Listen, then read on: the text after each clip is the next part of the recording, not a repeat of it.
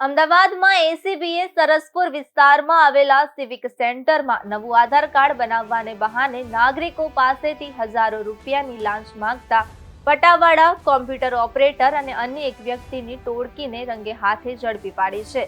મહત્વનું છે કે આ ત્રણેય શખ્સે ફરિયાદી પાસે નવું આધાર કાર્ડ બનાવવા માટે 32,000 રૂપિયાની લાંચ માંગી હતી. આ પછી એસીબીએ છટકું ગોઠવીને ત્રણેયને રંગે હાથે ઝડપી લીધા હતા.